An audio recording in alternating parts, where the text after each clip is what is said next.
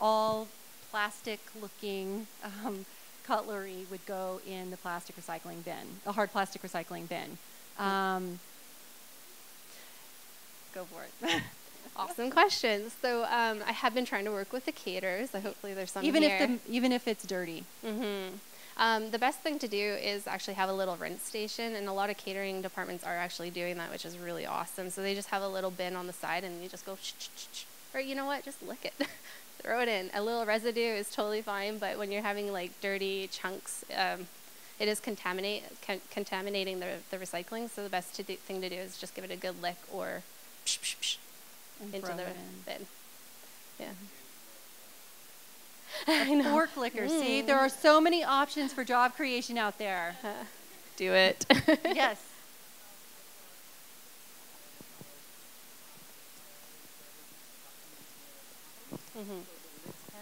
The lids can't go in there. Even if you just use a white solo cup that doesn't have a plastic liner, like say Starbucks does have a plastic liner, so you can't put that into the compost system, neither like McDonald's, JJ Beans, mainly any of the big coffee places. But a white solo cup, you don't even need compostable. It can just go straight in. So you don't need to spend the extra money on that. But if you're only having garbage on set, yes.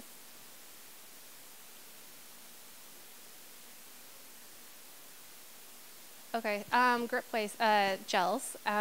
So the best thing to do is try to get those reused. I know that PS is taking it back, but I believe that they're giving them to students. And I know Pacific Backlog Service at VFS is actually giving those to students, film students, to use. So they have a big stash. They take them back, and they can take them. Other than that, they're considered garbage. Any other grip waste that you're thinking of? Rope. Yeah, exactly. Yeah, you can Please hang on reuse. to it and reuse it. Anything that has a sticky back is considered garbage. Yeah, even if it's like a sticker with the plastic backing, it's considered garbage too. Yep. Any more questions just about the setup or how it works, or maybe what goes into the bins, or?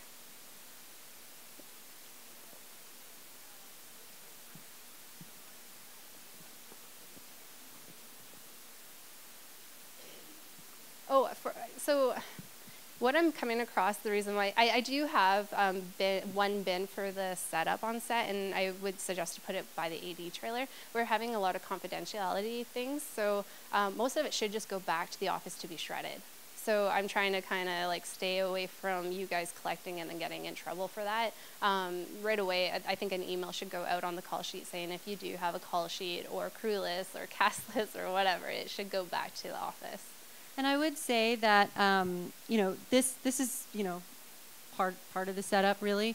You definitely, as Kelsey mentioned earlier, you want to pick and choose where some of these bins go or what you want to put where. So in an area like in the production office area, we would absolutely have a big blue bin for paper. In areas where you're going to have that type of material, you would want to make sure and have the proper bin. Yeah, so like Keep It Green Recycling does the offices, and we'll have about 6 to 7 paper bins just on one show. And then we'll actually have a bit of a different system where it comes with stacking bins, and we can do the soft plastics and metals and styrofoam and glass and hard plastics. And yeah, so we make it a lot more separate, but just to the main stuff that is getting thrown out, it's mainly plastics, it's mainly compost, and it's mainly bottles. So I'm trying to make it more simple and easy and kind of limit the bins, if that makes sense. No, there was another. Yep, Shannon. What about communities? So New West, Coquitlam, they've all got bears. So what are you doing in areas like that for wildlife prevention? Oh, location. And Squamish. Love it. Well, you should have your mini bins bin on the lot. So, I mean, I haven't actually had any issues except for raccoons. Right. And they can open those bins. But, yeah, it is a locking lid. And these are actually the bins that even the city was giving out, the compost bins. So I guess the material's not staying in these bins overnight. No, they should be going in the mini bins. Out and putting in the big hauler bin, like the 3-yard bin, maybe from mini bins or wherever, at the end of every day. So if somebody's filming up in Squamish, let's say, because I know that's where you're from, And they have this bin set up, like their locations, like brings it out and deploys it on set. And at the end of the day, they're going to take these plastic bags out and put them in, let's say, a Carney's bin or whatever hauler they have there. And that's going to be bear proof, I think. I hope. That's what I understand. Go ahead. Clubhouse. It's working? Yeah. Okay, a couple of things. So one was, in relation to that, I know in the GVRD they require the bins are covered all the time, all the garbage bins, even the small garbage bins. So that might be something to consider. You can ask for non-cut lids. Okay. If you want. Okay, but it makes it a lot like easier because people don't like going like this. Right. But I mean, it should be clean anyways, so I don't know. That would be a good question to ask them for sure. So that might be to talk to the GVRD. Yeah. For the compost, obviously, it wouldn't be an issue because the bin locks right away. So. Right. Okay. And then my other question was, I see in some photos there are, you have 2 of these blue bins, and some of the photos I see 3. Yeah. Yep. So the one that you saw with 3 was I set up a commercial with it was the Crafty. So I gave her soft plastic, which I just made sure that it was clean. So if you can't monitor that, then I wouldn't suggest putting out a soft plastic bin. So on my list, you will see under Crafty truck soft plastic, and actually even for catering. But if you can't monitor it, I wouldn't even bother. Just do this. Okay. Because they're very particular. It's a very hard item to recycle. Go ahead.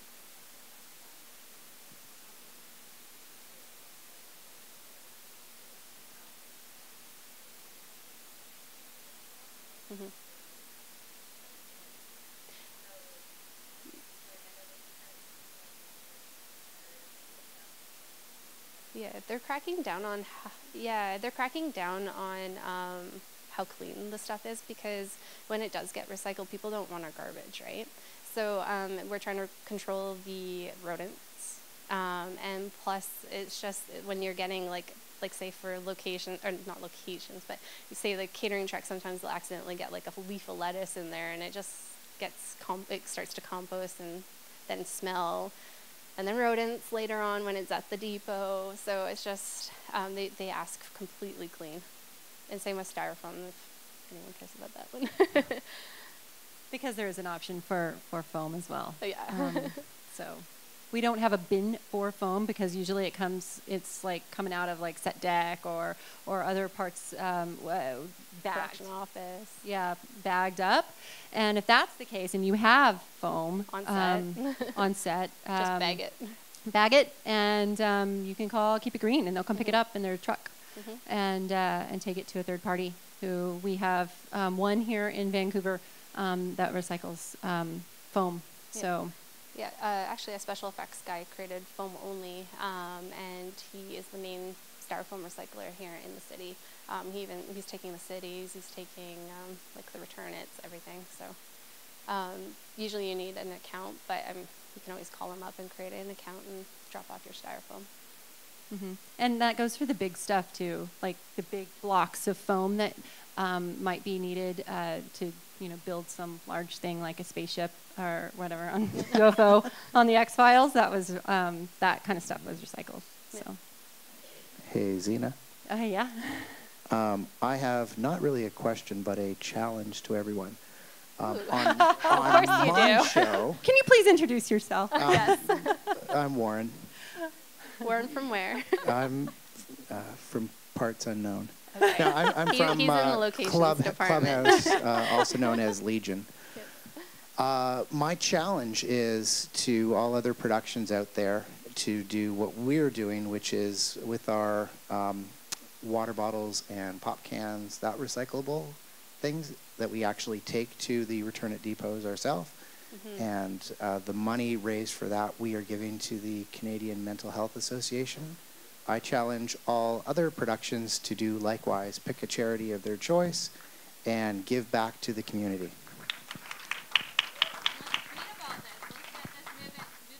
Who wants to tweet that right now? Yeah, tweet it. This is the kind. Yeah, this is the kind of stuff that a lot of folks don't hear about. So again, on the show Legion / Clubhouse, they're taking all of their bottles and cans to the Redemption Center and getting the money and donating it to charity. We can do that industry-wide, absolutely. Is So. White's here? Right, White's locations? Yeah. No? Anybody from White's?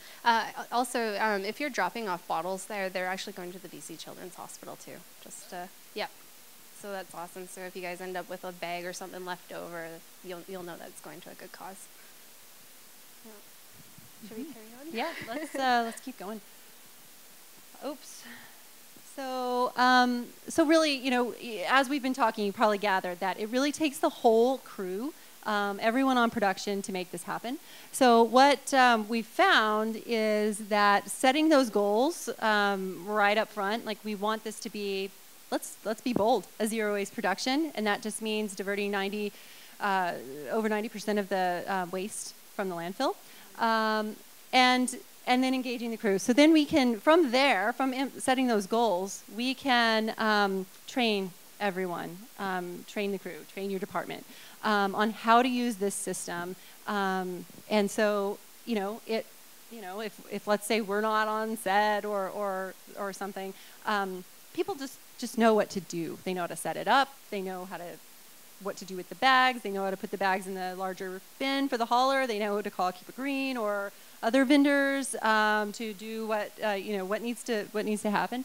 And then, we've got the signage. We're trying to be consistent with all of the signage so that when crews move from show to show, everybody knows that this is, what goes in what bin. So. And then just reminders. There are many different ways to give reminders to crew throughout the course of the production. Sometimes there's a green lead. Sometimes there's, like a consultant like myself on set. We do it through call sheets. We do it through emails. There are lots of different ways to remind crew. There have been shows also who have literally had a person standing next to the bins to make sure that the proper material goes in the proper bin. So those are all options that have happened on shows, and Kelsey's definitely been involved in this stuff too. And then check your results throughout the production. And what I mean is when you can ask your vendors for information, and they should be able to supply that. And then, are you on track? Somebody should be, the studios, as many of you have heard earlier, are tracking waste, and among other things, but they're going to ask for it at the end of the production. And so if somebody is designated, in a lot of cases that would be me or Kelsey, and when we're on shows, designated to keep track of that stuff, we can give updates to the production, and we can see if we're on track with our goals. And then you just reiterate, all right, are we on track, yes or no? And if not, we need to send out another reminder of the goals, and we get people engaged again. So, yep, go ahead.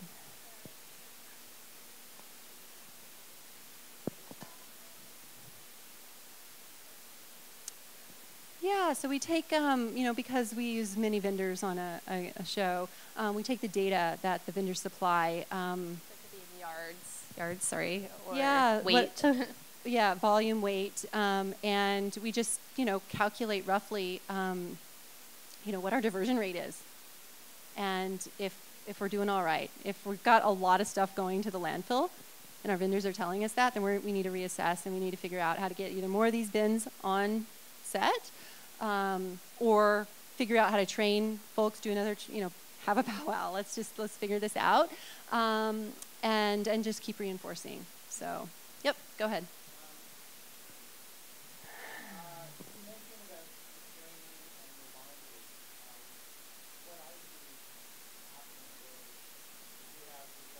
Mm-hmm. Mm-hmm.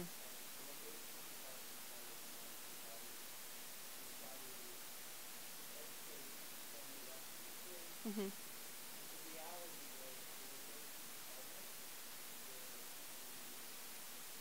The people that end up dealing with it. Yeah.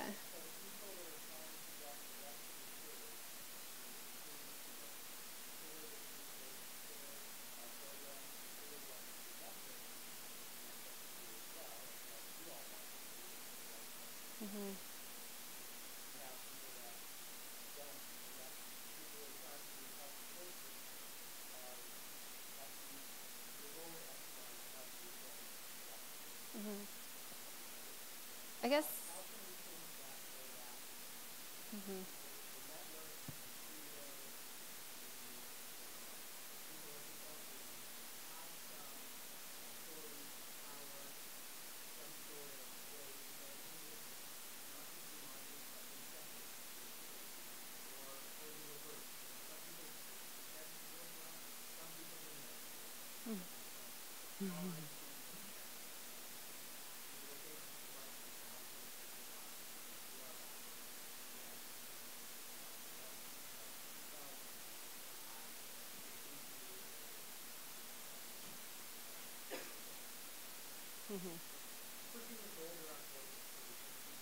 That's how I feel all the time. This is an ongoing thing for sure. Sustainability is pushing a boulder up the hill all the time. But yes, I completely, to your point, Warren, there are probably departments who, yes, deal with this kind of thing more so than others. In locations, yes, absolutely. But I would say, at the end of the day, either the trash sack has to be picked up from a bin and put in a dumpster, or a recycling sack has to be picked up from a bin and put in a dumpster. The actions are the same. You're going to do it whether it's a trash bin or a recycling bin. The only difference is you're now stacking these inside each other instead of trash cans inside each other, too. That's one part of it. And to your point, go ahead. Yeah, I would say, I had a train of thought here, just one second. We want to train the crew. Even if it is with the orientation course or something, we want to train the crew. It shouldn't just be locations. Like, everyone should know how to do it. Yeah.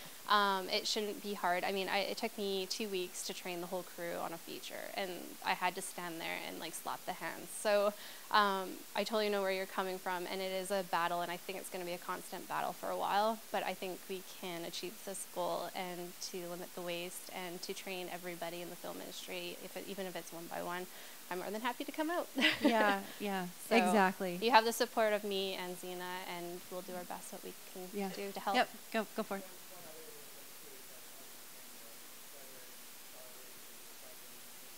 Mm-hmm.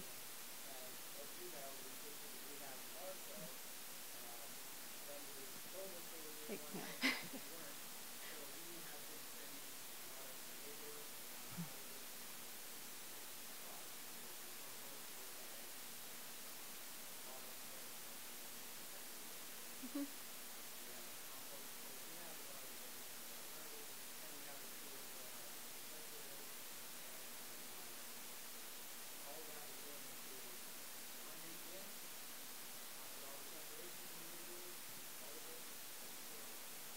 And that's what we're trying to. Yes. Yep. It's I think that's really key to know what your vendors are doing. There shouldn't be a lag time, really. I mean, a day to 2 days, whatever, to send you the information you need to know. Vendors should be tracking this because they're billing you for it, and they should be able to tell you how much they're diverting to various streams. And I mean, if you call them up and they can't tell you what's happening with it, then I wouldn't use them. I have sourced out a lot of people, and I do my research, and I mean, I've gone to mini bins and actually seen him sort through compost just so that he could compost most of it, pulling out forks and whatever. So sourcing the people out is a huge thing. Yeah, absolutely. I mean, I see some vendors right here in the Sea to Sky corridor who sort through the waste. Yeah. Sea to Sky removal, right? Definitely an option. I know they do it. We know Minibins does it. Mm-hmm. If you can't track down that, or if for example, we're helping on your show and we can't track that down, we're going to let you know so that we can change course right away. Yeah. So yes. Go ahead.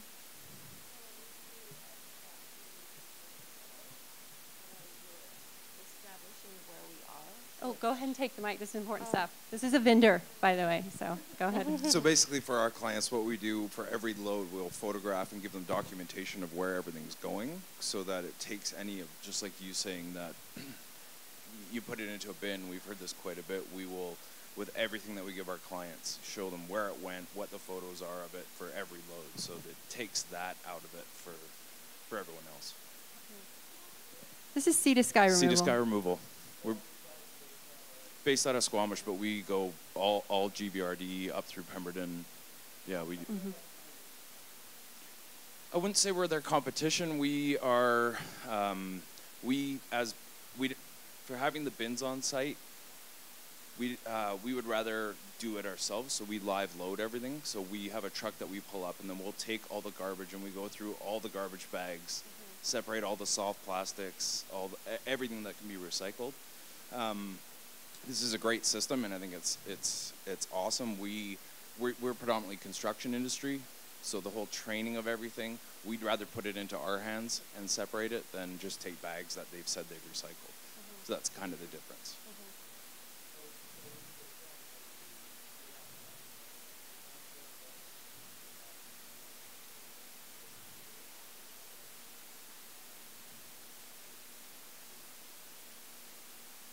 Right.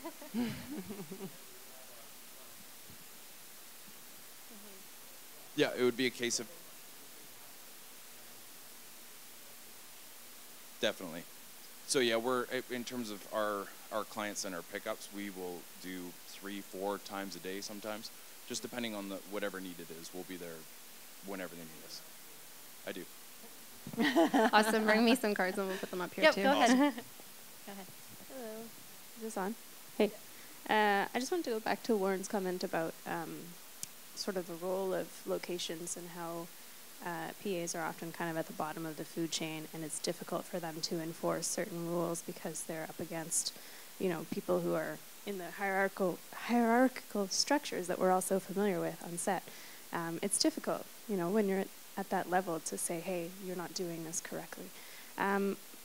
My response to that is that, and it's more of a comment than a question, is just that I think when you look at how we move through our training, most of us start maybe in film school or in some kind of training to get to the level of PA before we can even start moving up. And if you don't have to do that, then props to you, you succeeded. But I think if it's ingrained in that training right from the beginning, that each and every one of us knows this is a crucial part of filmmaking, this is how we do it. It's the same as like learning walkie-talking, learning how to communicate on set etiquette, etc. It's like it's that important, and it may be just another generation before it becomes totally natural to all of us, and not something that you have to think about, right?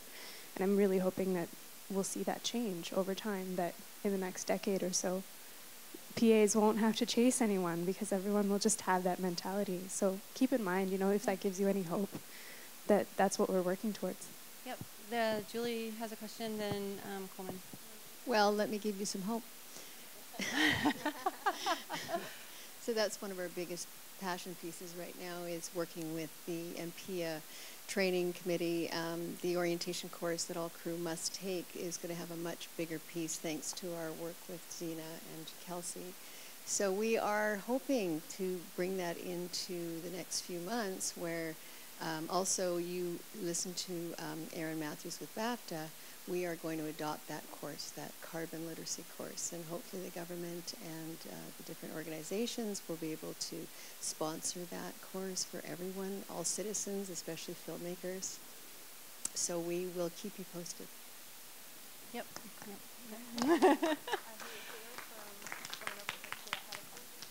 Yeah, there was another Coleman, or sure, yeah, go for it. Hi. Cindy Harman. I'm one of the producers in Vancouver.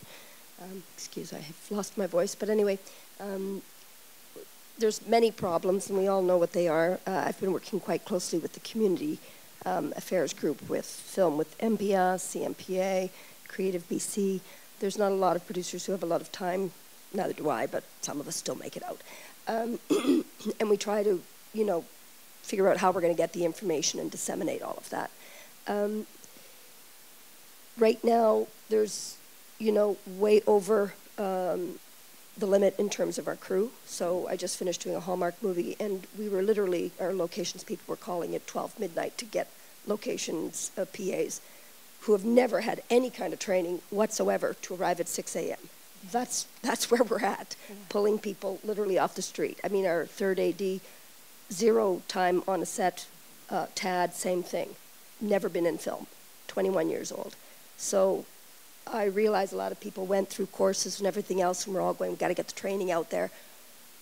The reality right now for film production here in BC is just craziness. And, producers are trying to step up to the plate, but we still have films to deliver, and we have X amount of hours to do that. And I think one of our biggest problems, and we are working in the community affairs group to rectify that, is I would be happy to do all of these things, but I don't have these lists. I don't even have the names, and I'm in groups about this. So, getting the information or how we do that, I think we have to do it from the top down, and that is a package has got to go out to every producer that's on every production list. Generally speaking, Creative BC knows that we're into production or we're about to be within a week or 2 weeks or 3 weeks. And the Directors Guild usually is involved, and that's where locations is. So I think, again, if they were willing to say, okay, you're going into production, and here's a pamphlet of what we're all trying to do in BC. Absolutely. So that's what they're working on. They're working on that. Because yes, if I absolutely. actually got that package, because I don't get anything. I go straight into production and I get nothing. Agreed. Yep. And I'm looking for it. So I'd be happy to institute all of these things, and at the end of the night when I'm leaving at 2 a.m. And I'm finding out, oh my God, okay, so I've got 5 PAs here, and they're the ones who are closing up this location, and they've never worked in film before. Okay, I'm staying, and I'm cleaning the location, and I'm making sure that we're getting all of the waste out, and then I'm sitting there with all this garbage going, what do we do with it now? It's 2 a.m. Oh my God. Yep. Yeah. But I don't know who you are. So that's the point of the matter is we're all trying to do this together, and we do want to do better. We just need the information. And now we have a group and task force that are trying to do it, and I've met you guys a number of times now. And we really are trying, but it is something we all have to work together, and it's really good if it starts in the school system and in those training sessions. We don't quite have enough of those training sessions. I was just discussing about how my husband and I, and he's the Directors Guild chairman here in BC, and we have several films coming up, and we know that we're going to be with neophytes again, so we're going to put on our own training sessions ourselves for a couple of days just to ensure that the new crew knows something about being on set. Yep. We do offer... We'll make sure this is discussed. Yeah, we do offer training courses too. Like, so if you wanted one of us to come to... Yes. Yeah. Yep. Yeah, we can be there for the day and go over the system with whomever and make it easy. And then also, if you ever get stuck, you can call Keep It Green, and we can see about coming and help you at 2 in the morning. And also, I just want to mention, like, Vancouver Film Studios and North Shore Studios, they have a composting system there. So if you are a small show or whatever and you can't do mini bins, or you can't hire another hauler and you're bringing the garbage back to the studio, you can purchase like little Rubbermaid bins, and actually just when the bin is full, the compost bin, throw it into the Rubbermaid bin, put the lid on it, and bring it back to your big 3-yard, 4-yard compost bin on the lot. And a lot of shows are doing that too.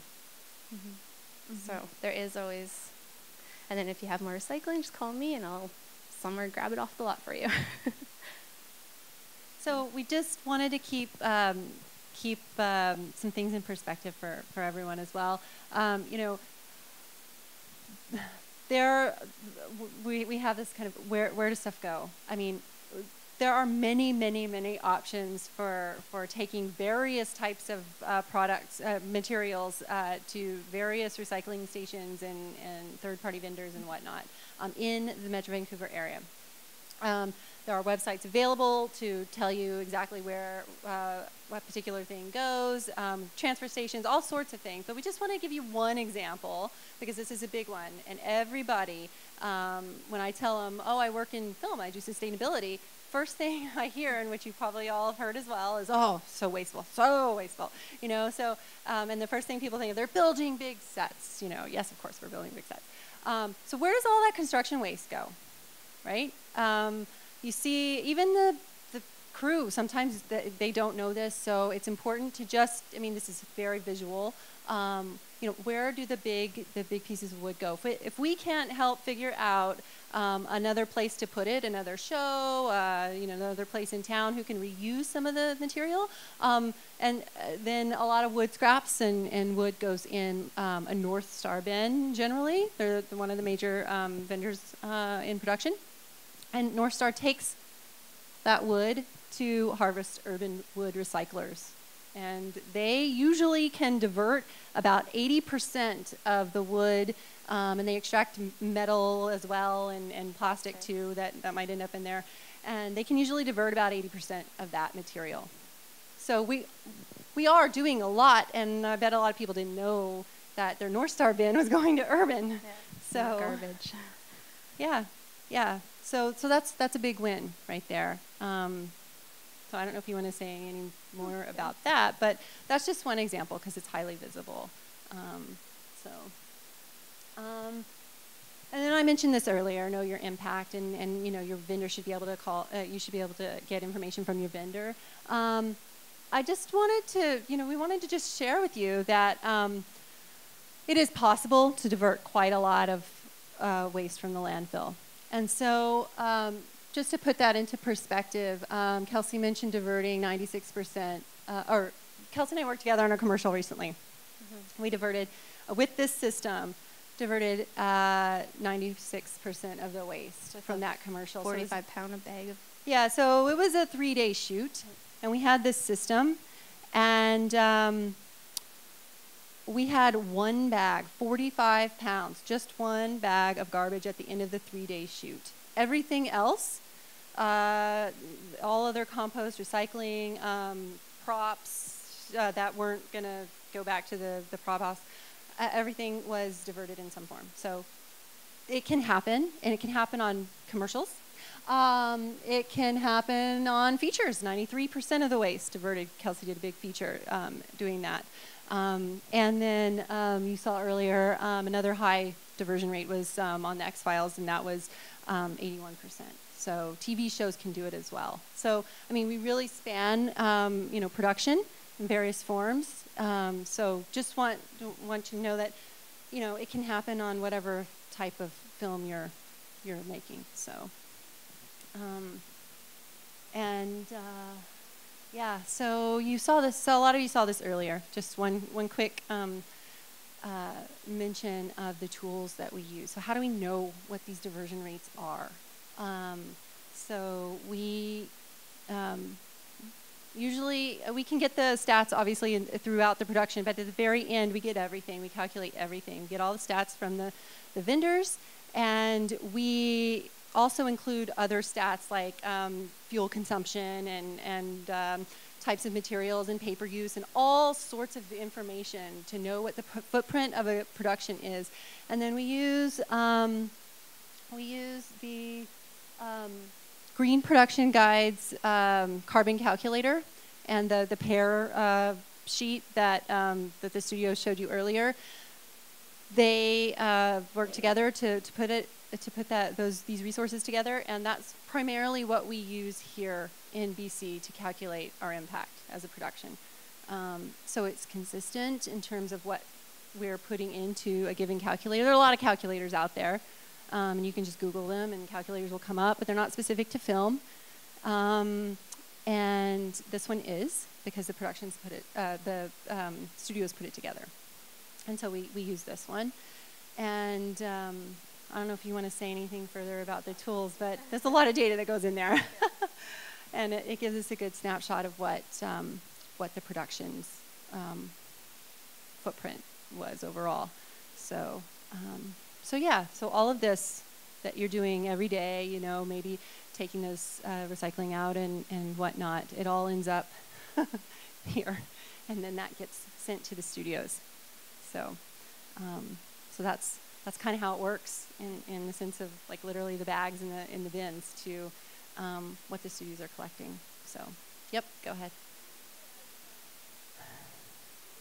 Kelsey, myself, Green Lead there. So there's somebody else maybe coming who's done this before, but yeah.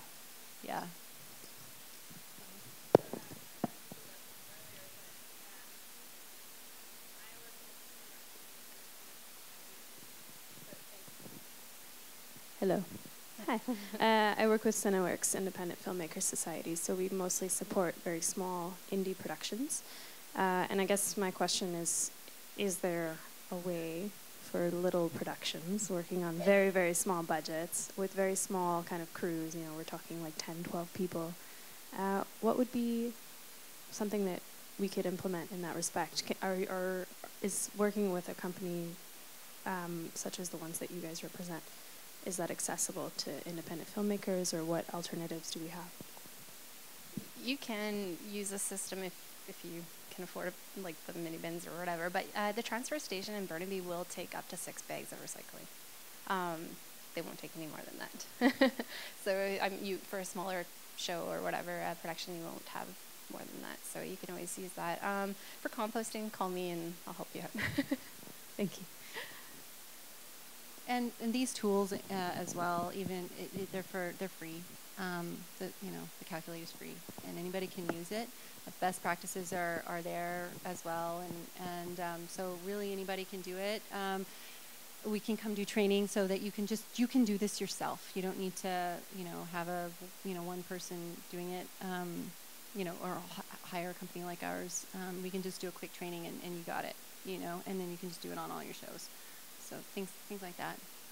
Yeah. I have a question. I'm at ALM with the Directors Guild. And Kelsey, thank you. But what buy-in are you getting from PMs? You mentioned that you're on 10 productions. There's over 60 in town right now. Why aren't you on them all?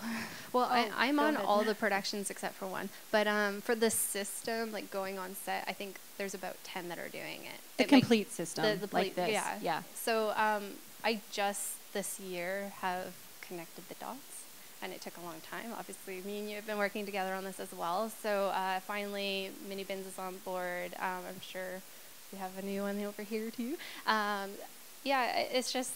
I think it's just going to slowly expand, and it's all about education too, and getting the word out there. And I know Creative BC will help us with that. And it's so it's a for movement. The production managers who aren't here. We have a meeting with DGC soon. Oh, fantastic. Good news. Okay. So we need Is that where you were getting? Yes. Thank you. Yeah, absolutely. We do want to get the word out to production managers and really everyone, So this can easily be done. We've got all the systems in place. We use the rental houses that the industry uses. Vendors that are known in the industry, that sort of thing, it can absolutely be done. So, yep. Sure.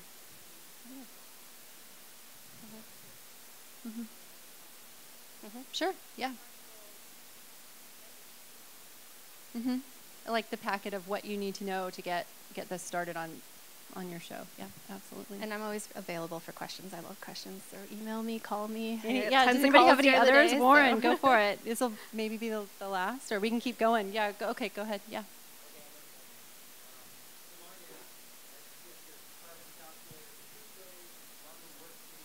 Best practices. Yep. So food donations, I've encountered in the past mixed messages as far as being able to donate food. Oh, Warren, you missed the earlier session. What? Oh, that was already discussed? No, it's a myth. We can donate food. We can? Yeah, and you have the support of the studios. And you're going to hear more about it this afternoon, actually, in the myth busting session. If you're gonna be here, we've got some really cool. So yes. Awesome. Yes, I'm with you on that. Go for it, Colin. I just wanted to ask about training. We were talking about a little bit earlier. Is sustainability something that's touched on in the film schools locally here? Do you guys know? Might be a good venue. Exactly. So everybody has a little at least graze past it in their travels. Yeah. And the other thing is all the unions. I don't know, are you working with the unions? They have all my recycling system in there. Yeah, and they know what's going on. And In terms of training, I mean. Though, for training, I guess, yeah, let's get them involved. I know with the That's guild. one of the things, yeah. We get things in the guild that come through like harassment in the workplace training, and these things are offered to members. And I know that I'm sure that 891 has it. I think I've done some courses where seminars and things where 891 were there and 669. So another venue that maybe I would suggest if you guys are pushing forward. Yep. And Teamsters, of course. Yes. Sorry. You taking notes?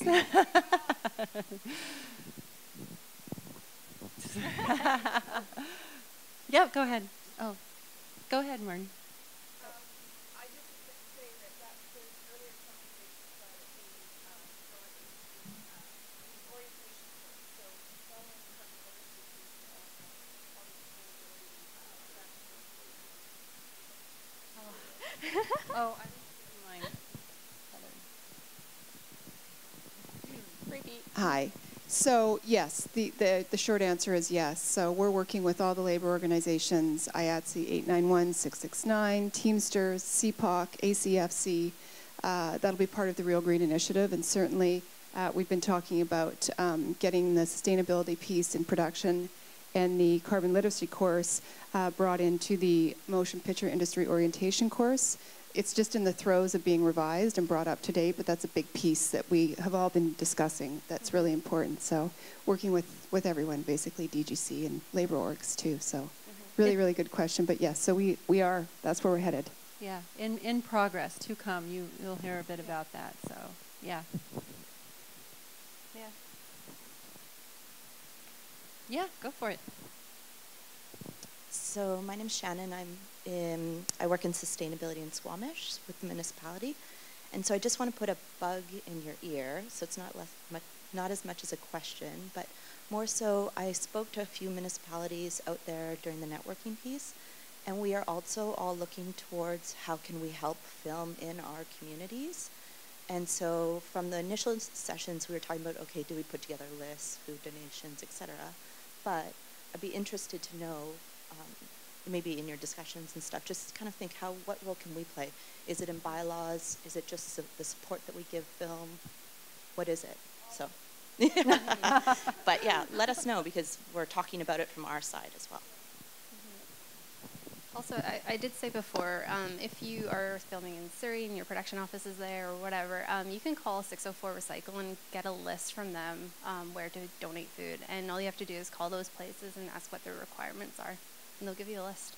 So it's super easy. So any other questions, or we'll wrap it up? Oh, yeah? Well, thank you all for listening to us talk about waste management. And yeah, let us know if you have questions, if anything comes up, and we're always here to help. So thank you.